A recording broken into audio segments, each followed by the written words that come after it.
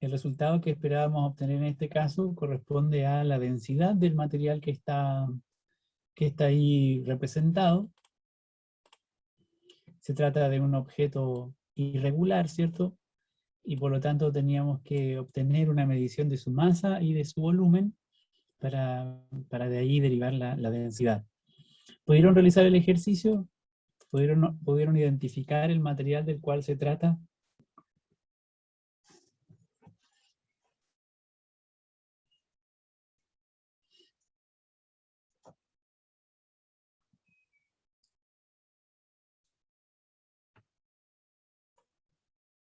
¿Lo intentó Araceli o no lo alcanzó a intentar?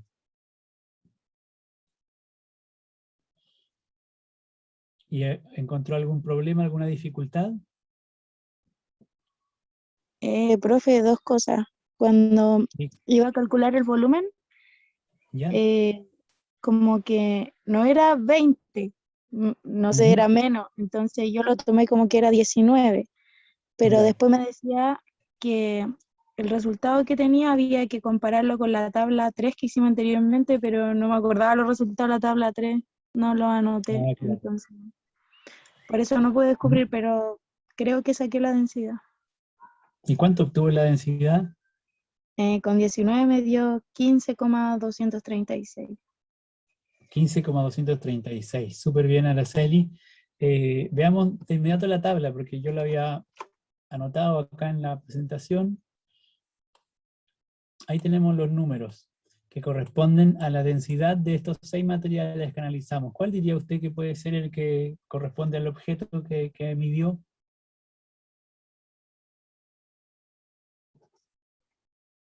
Profe, es que no la veo bien, se ve como borrosa. Ah, la está viendo borrosa. Claro, puede ser un problema de conexión. De todos modos voy a apagar mi video por si acaso. El aluminio 2,7 gramos por centímetro cúbico, el cobre 8,92 gramos por centímetro cúbico, el oro 19,3 gramos por centímetro cúbico. A Dana se le acerca el cobre a 8,92. ¿Y a usted, Araceli, cuál se le acerca? Creo que estoy más cerca del oro que del cobre. Eso, del oro, ¿cierto? Viviana también dice que el oro. Dana, ¿cómo llegó al dato del cobre? Profe, creo que, no sé, creo que me equivoqué y estoy más, o sea, creo que me dio poco en la densidad del material que tenemos ¿Ya? que ver. Veamos, hagámoslo todo ahora el ejercicio de medir, a ver qué es lo que obtenemos. Pero efectivamente vamos a andar muy cerca del oro. Para medir la masa, hacemos clic y vimos que era 289,5 gramos la masa, ¿cierto? Y el volumen, tenemos que comparar el volumen inicial del nivel del líquido que está dentro de la probeta. Aquí, claro, efectivamente, como decía Araceli, a lo mejor no vemos con precisión o con claridad el nivel porque hay un problema de perspectiva, pero las líneas, fíjense en la graduación, los números están cada 10 ml, cada 10 mililitros, o sea, cada 10 centímetros cúbicos. 10, 20, 30, 40, pero entre medio hay otra línea que está más o menos en la mitad, ¿cierto? En la separación de las líneas principales, así es que la línea secundaria parece que está indicando que estaríamos avanzando cada 5 ml, cada 5 centímetros cúbicos, así que tenemos 10, 15, 20, 25, 30, 35 y así. El nivel actual del líquido se encuentra prácticamente en el 25 centímetros cúbicos, en ese volumen. Alguien podría a lo mejor indicar que está poquito abajo del 25, eso por supuesto es plausible, como es una animación no podemos hacer la comparación con precisión mirando directamente la probeta, pero podemos hacer una estimación, ¿cierto? Muy cercana a 25 centímetros cúbicos, el volumen inicial del líquido acá. Luego, si es que introducimos el objeto dentro de la probeta, lo que va a ocurrir es que sube el nivel del líquido, y prácticamente sube hasta 40 centímetros cúbicos. Eso significa que el volumen del objeto, ¿cuál sería? Si el nivel inicial está en 25, y luego sube hasta 40. ¿Cuál es el volumen? 15, como dice Viviana. Muy bien, Viviana, gracias. Efectivamente, 15 centímetros cúbicos, ¿de acuerdo? Y antes ya habíamos visto entonces que la masa era 289,5, por lo tanto, la densidad es la relación entre masa y volumen, por cociente, o sea, dividiendo masa y volumen. 289,5 dividido por 15 nos va a dar el resultado que estamos buscando, que es justamente la densidad del material, masa gramos por centímetro cúbico en este caso. Si ustedes repiten el ejercicio, o como bien decía antes Viviana, y también Araceli muy cerca en el resultado, la división nos va a dar un número muy cercano a 19,3, es decir, el material de ese objeto irregular debería corresponder al oro, según la densidad que estamos midiendo. Porque antes nosotros habíamos determinado justamente la densidad de un cilindro de oro, o de cualquier material compuesto de oro, finalmente. Porque estamos hablando de una propiedad específica, una propiedad que nos permite distinguir o caracterizar los materiales, las sustancias. ¿Alguna pregunta o duda?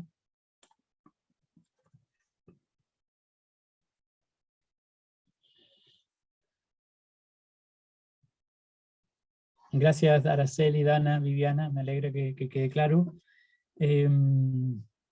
Bueno, lo relevante en este ejercicio, yo diría, no es tanto la definición de densidad. No es el objetivo aquí que aprendamos acerca de cálculos de densidad propiamente, o que el concepto de densidad sea muy relevante desde el punto de vista del currículo. Sí es muy importante distinguir entre masa y volumen. Son dos propiedades muy distintas y muchas veces nuestros estudiantes las confunden. Pero más todavía, muchas veces los estudiantes tienen la concepción alternativa, la idea de que un objeto muy grande, entonces tiene más masa, siempre. Y esa idea de asociar volumen y masa directamente, así como lo hicimos en el caso del aluminio, se aplica efectivamente cuando comparamos materiales del mismo tipo. Si comparamos, como lo hicimos en el caso del gráfico, si comparamos volúmenes de aluminio de distinto tamaño, o sea, de distintos volúmenes de aluminio, vamos a obtener distintas masas, sin duda. Y mientras más volumen, más masa. De eso no hay ninguna duda cuando se trata de la misma sustancia, del mismo tipo de material. Sin embargo, dependiendo de la densidad, puede ocurrir que un volumen muy pequeño de otro material tenga una masa mucho mayor que una masa que un volumen de aluminio, incluso que un volumen mayor de aluminio o de otro material. Y entonces esa relación ya no está tan clara cuando se trata de distintos tipos de materiales, porque la relación entre masa y volumen depende de la densidad del material, que es una propiedad intrínseca y específica del material. Y por lo tanto, entonces, es bien importante tener presente que cuando comparamos estas propiedades, cuando comparamos masas, comparamos volúmenes, muchas veces tenemos que prestar atención a las características de la materia de la cual se trata, y en ese sentido la propiedad relevante es la densidad.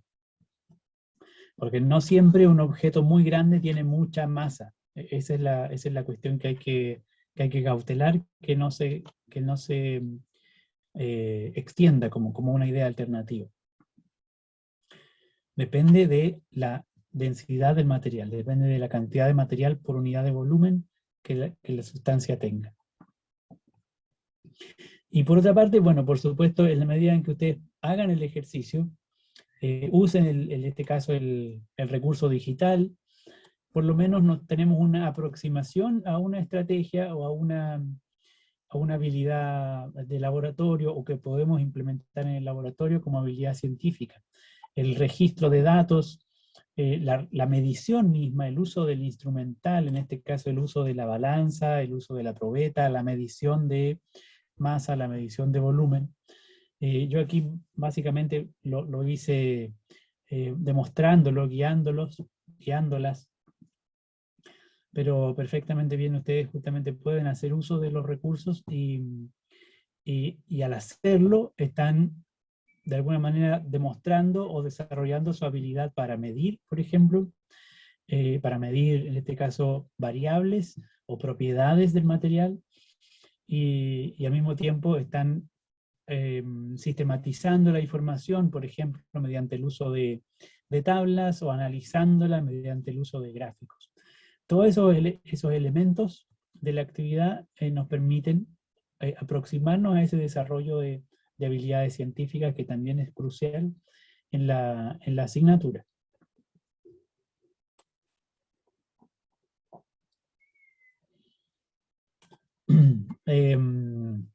Bueno, les transparento, les confieso que de recibir mayor feedback de parte de ustedes en las clases, lo más probable es que les habría pedido que lo trabajaran por su cuenta y nos tomáramos algunos minutos en que cada uno lo fuera haciendo con detalle, pero al no recibir ese tipo de retroalimentación de parte de ustedes, me resulta más difícil de saber si están atentas o no a la clase, a la secuencia didáctica. Por eso, en este caso, opté por guiar la demostración, básicamente.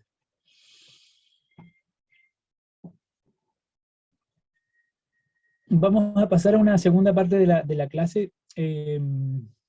Espero que sea relativamente breve, y para presentarles al final otro dispositivo, otro recurso en el cual espero puedan poner en práctica o ejecutar algunas, digamos, aplicar algunas ideas, algunos conceptos relacionados con la transformación de la materia, algunos tipos de transformación de la materia. Entonces, para eso vamos a justamente caracterizar algunos tipos de cambio que podemos reconocer en los materiales.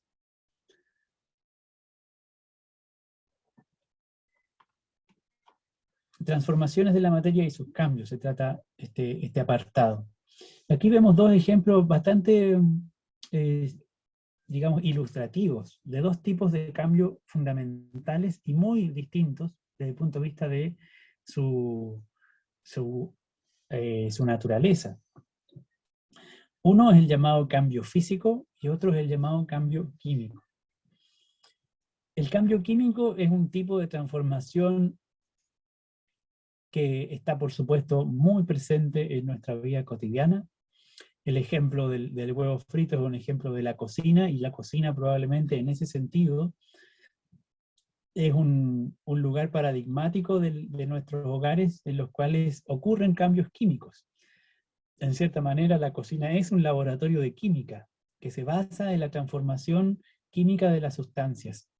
Esto es lo que le ocurre, por ejemplo, al huevo cuando lo cocemos por cualquier medio, digamos. En este caso se trata de un huevo frito. Está experimentando un cambio químico. A diferencia de lo que ocurre en este otro ejemplo, bastante espectacular, de cómo está ocurriendo una transformación en una burbuja de un líquido, de agua, ¿cierto?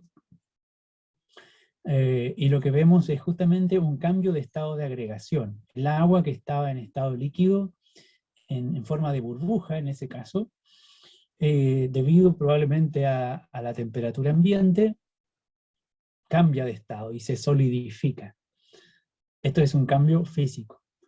La diferencia clave, la diferencia central entre estos dos tipos de cambio es que en el caso del cambio físico, el agua líquida y el agua sólida sigue siendo el mismo tipo de sustancia. Las moléculas de agua las podemos encontrar en la película de la burbuja de agua en estado líquido, y también vamos a encontrar moléculas de agua en los cristales de hielo que se forman cuando cambia el estado físico, el estado de agregación. En ningún caso se modifican las moléculas, no se modifica la naturaleza del material, lo que cambia es la forma en la cual está organizada esa materia, o esas moléculas. En cambio, en el caso del cambio químico, como es el caso del huevo que vemos en la imagen, las sustancias iniciales se están modificando, se están transformando o se están convirtiendo en otras sustancias, porque están combinándose o disociándose, enlazándose con otras sustancias. Están probablemente absorbiendo energía y transformándose las moléculas internamente en otras moléculas. Eso significa que cambia entonces la naturaleza de la sustancia misma. Dejamos de tener las moléculas originales y ahora tenemos otro tipo de moléculas. En el caso del cambio físico, eventualmente con los rayos de sol, con el aumento de la temperatura ambiente, lo que va a ocurrir es que los cristales de hielo que se forman en esta burbuja, es decir, las moléculas de agua que se organizan en forma de cristales de hielo, luego vuelvan a un estado más libre de movimiento, de manera que se conviertan nuevamente en moléculas de agua en estado líquido. Es decir, el cambio de estado, en el caso del cambio físico, es un cambio reversible.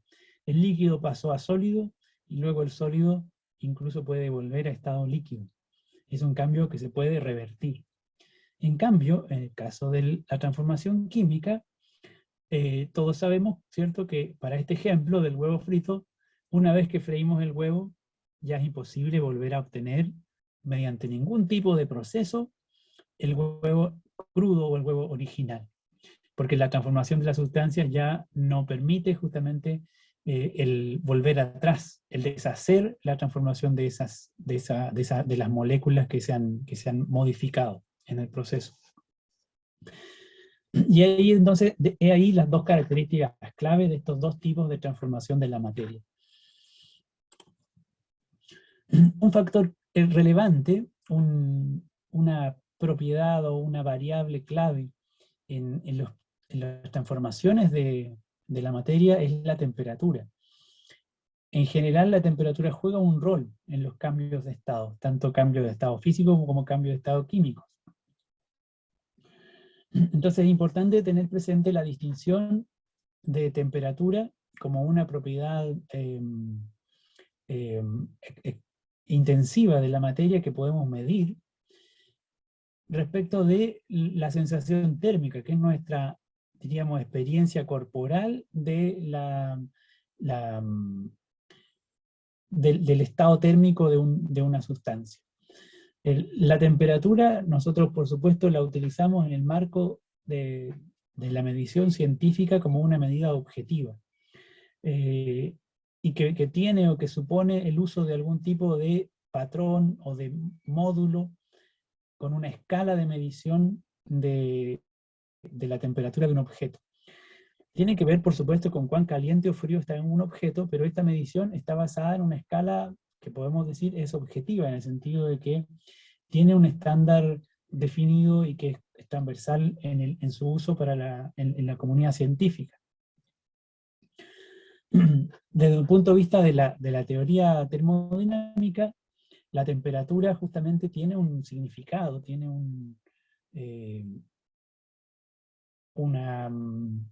una relación indirecta con la constitución misma de la materia, porque se estima que es una medición del movimiento molecular o de la agitación molecular que conforman una sustancia.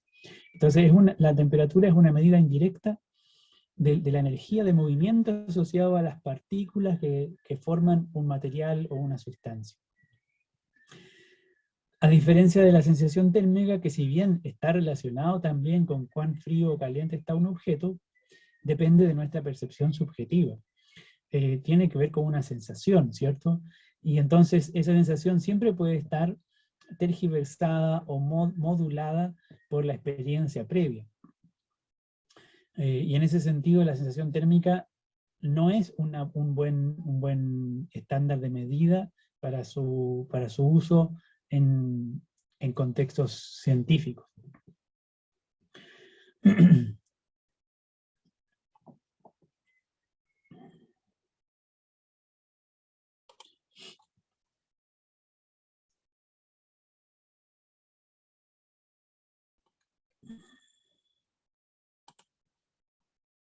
Bueno, pero lamentablemente hay algunas animaciones que dejaron de estar disponibles con las últimas actualizaciones de los navegadores. Este recurso era muy rico, tenía mucho material interesante y quedó obsoleto lamentablemente hace poco, así que no lo vamos a poder revisar, pero hay otras animaciones alternativas que vamos a buscar para modelar justamente algunas de estas características de la temperatura. Yo decía que la temperatura es una medición indirecta de la agitación molecular.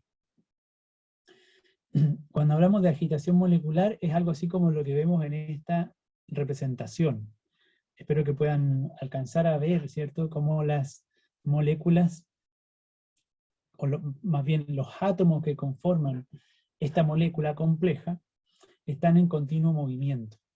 Cuando ustedes puedan ver la presentación de diapositivas directamente, descargándola o viéndola en el navegador, van a fijarse que la agitación térmica bueno, es bastante alta, en el sentido de que hay harta vibración, hay harto movimiento.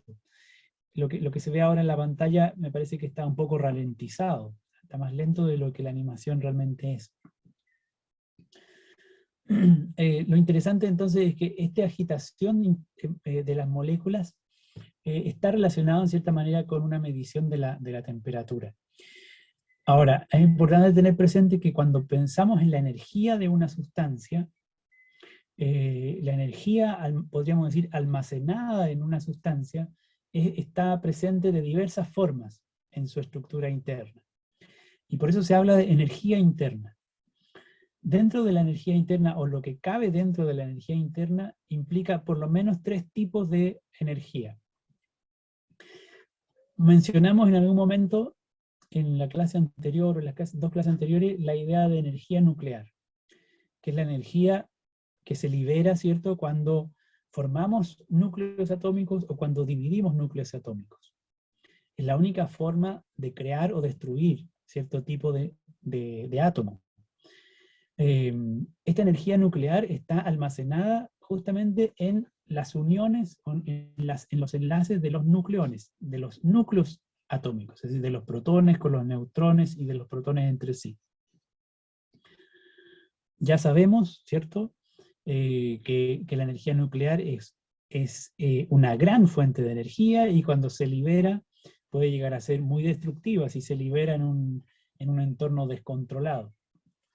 Pero también, por ejemplo, puede ser fuente de energía de uso prácticamente indefinido, para, por ejemplo, la producción de electricidad en las centrales termonucleares, o termoeléctricas. No, pero no termoeléctricas, de producción de electricidad basadas en fusión nuclear. Otro tipo de energía que está presente en estas moléculas, aquí dijimos, energía nuclear almacenada en los núcleos de cada uno de estos átomos que conforman la molécula. También hay energía química, que también corresponde a energía interna, y que es la energía almacenada en los enlaces que forman las moléculas, la energía que se da entre los átomos que unen, o que permite la unión de los átomos, o que permite la unión de varias moléculas entre sí. Eso es lo que se conoce como energía química, y es la energía que participa en los cambios químicos. Cuando se separa una molécula, o cuando se forma una nueva sustancia, lo que está ocurriendo es un cambio de energía química, ya sea absorbiéndose energía química o liberándose energía química. En general, cuando se forma un enlace, entonces se almacena energía química al formarse un enlace entre átomos o entre moléculas, y cuando se rompe el enlace o cuando se separan los átomos o las moléculas, entonces se libera esa energía. Eso es lo que llamamos energía química. Y el otro tipo de energía, que también encontramos asociado a la molécula, es lo que llamamos energía térmica.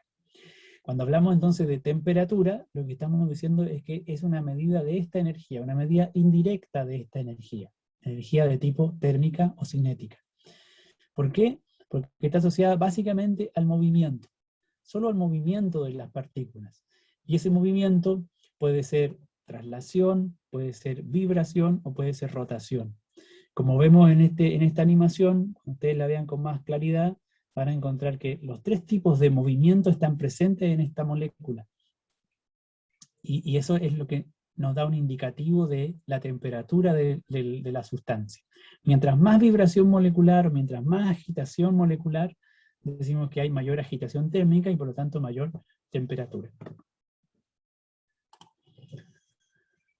La medición de temperatura, desde el punto de vista científico, ya sabemos, depende de escalas de medición. En general se utilizan 3 tipos de escalas de medición. No obstante, la escala aceptada en el sistema internacional como escala universal de medida de la temperatura es la llamada escala Kelvin, que es una escala de medida absoluta de la temperatura. Absoluta justamente porque la escala Kelvin se establece respecto de lo que sería la mínima temperatura posible, físicamente posible, y es lo que se llama el cero absoluto.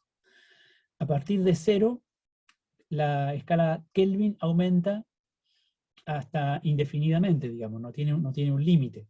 Este es una especie de representación de un termómetro que mide hasta 373,15 Kelvin.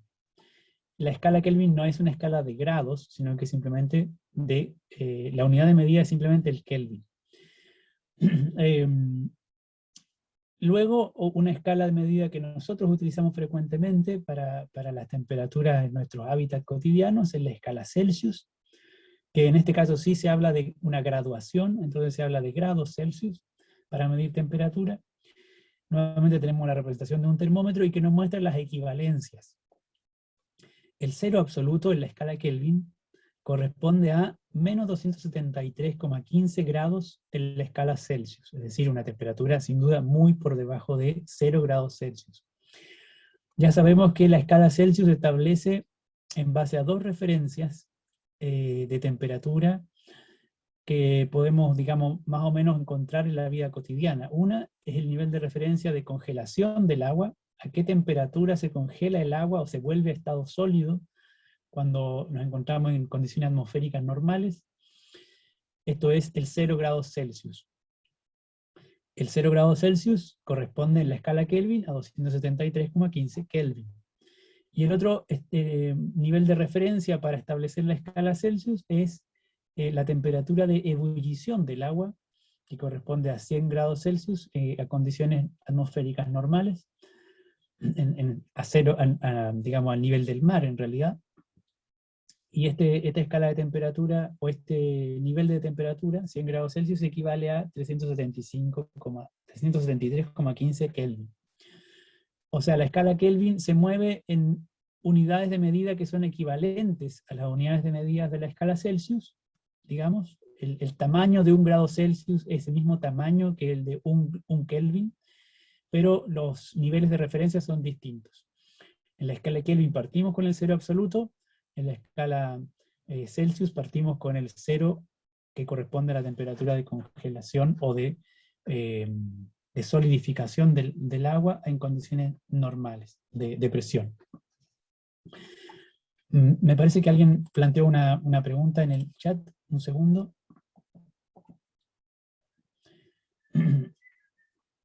María me preguntaba en el chat si la energía térmica solo cambia si sube o baja la temperatura. Bueno, eso es efectivamente, digamos. Si es que hay un cambio en la energía térmica, nosotros vamos a detectar un cambio en la temperatura. Pero fíjese que la temperatura es la propiedad que medimos, es lo que detectamos, ¿ya? Entonces, la energía térmica va a modificarse por distintas razones.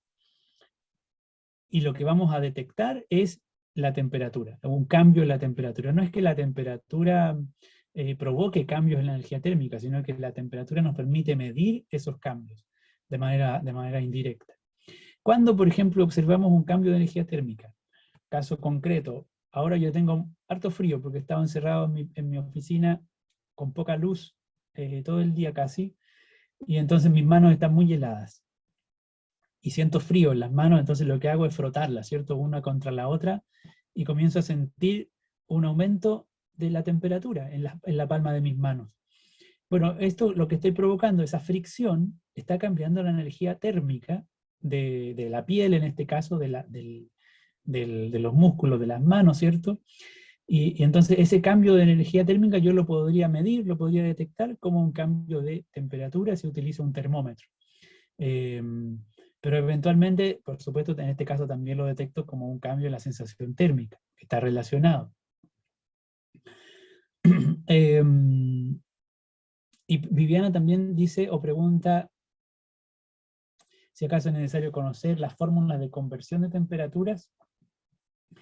Bueno, claro, para poder buscar la equivalencia o conocer la equivalencia de una temperatura en una escala respecto de otra, entonces hay que tener una noción, ¿cierto?, de cuál es la relación que hay entre las escalas. Yo les mencioné por ahora Kelvin y Celsius como dos tipos de escala de temperatura, pero que son muy semejantes en el sentido de que la unidad, el valor de la unidad es equivalente en la Kelvin y en la Celsius. Si yo subo 1 grado en la escala Celsius, entonces subo un valor en la escala Kelvin. Y por lo tanto, la relación que hay entre ellas, lo importante es tener presente justamente los niveles de referencia. Más que una fórmula, tener claro que en el caso de la escala Kelvin, 0 grados absoluto, perdón, 0 absoluto corresponde a menos 273,15 Celsius. Con eso ya es suficiente para hacer la conversión, si uno quisiera pasar de Celsius a Kelvin. Es distinto en el caso de otro tipo de escala que está aquí en el esquema, que es la escala Fahrenheit, que para nosotros es bien poco relevante y en general no la vamos a usar, porque su uso está muy limitado a ciertos contextos anglosajones.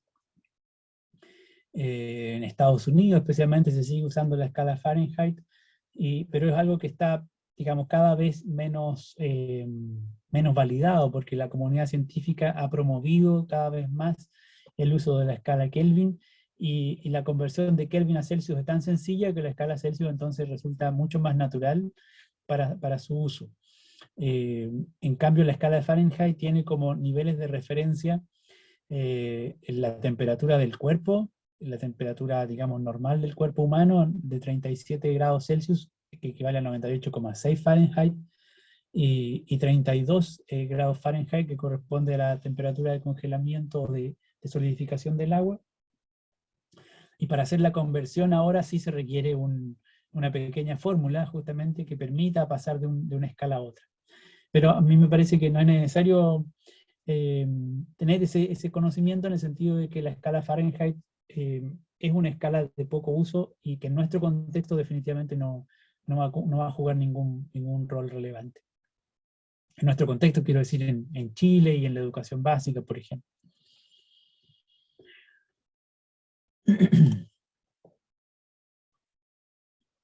Bueno, a propósito de la pregunta de su compañera antes sobre, que decía María, sobre la relación entre temperatura y energía térmica, justamente el esquema nos muestra a continuación esta variación, y es importante tener presente qué es lo que está pasando con la energía cuando observamos un cambio de temperatura. Creo que, déjenme revisar cuánto nos queda de tiempo.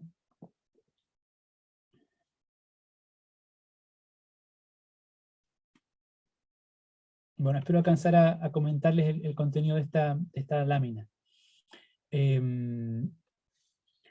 Cuando hay dos cuerpos a distinta temperatura, fíjense que lo que estamos viendo acá son un objeto gris representado como un modelo simplificado, ¿cierto? Con un termómetro que marca en la escala hasta 80, vamos a suponer que esto es la escala Celsius, entonces estamos midiendo 80 grados Celsius, la temperatura de un objeto o de un cuerpo, y otro objeto u otro cuerpo a una temperatura bastante menor, casi, 20 grados Celsius, según este termómetro que tenemos aquí representado.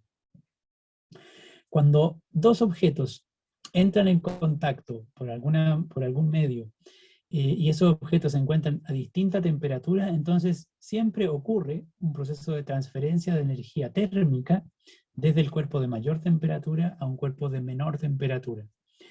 Y esto es lo que está representado por esta flecha amarilla.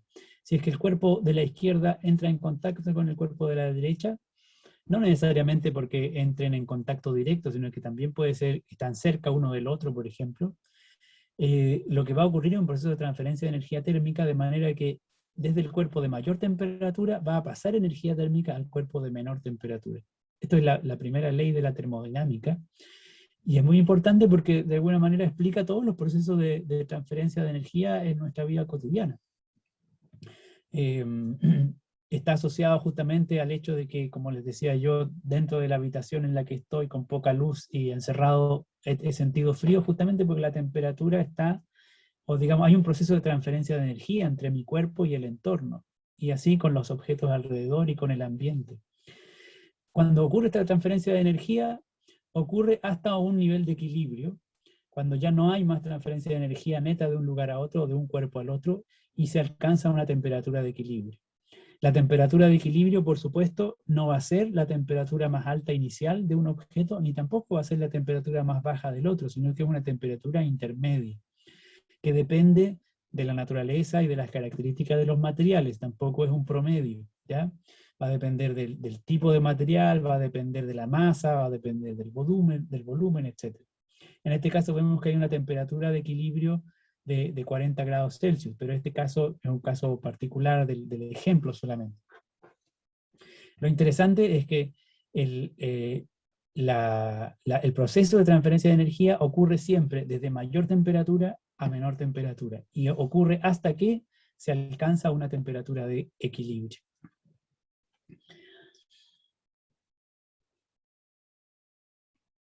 ¿Algún comentario o duda hasta esta parte?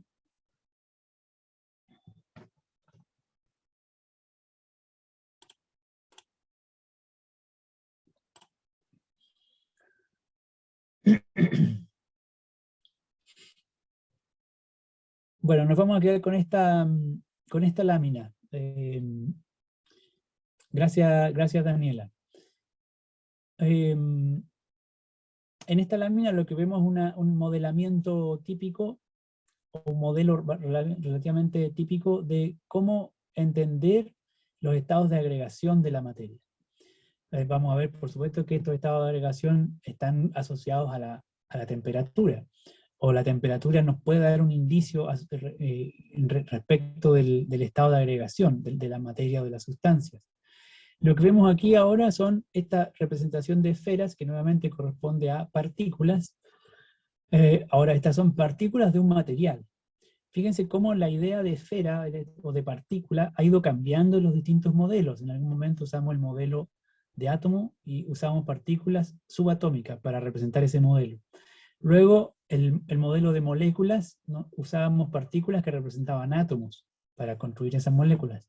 Y ahora lo que vemos aquí son partículas de un material cualquiera. Y por lo tanto estas partículas pueden ser átomos o pueden ser moléculas, depende de la naturaleza del material. Lo que estamos viendo son partículas de una sustancia. Y lo que vemos es que se organizan de manera distinta dependiendo de su estado de agregación. La misma sustancia puede estar en distintas formas organizada a nivel molecular, y esa forma de organización, sin cambiar la sustancia, corresponden a estados de agregación sólido, líquido o gaseoso. O también, como vamos a ver, el llamado estado de plasma. Antes de que finalice, me voy a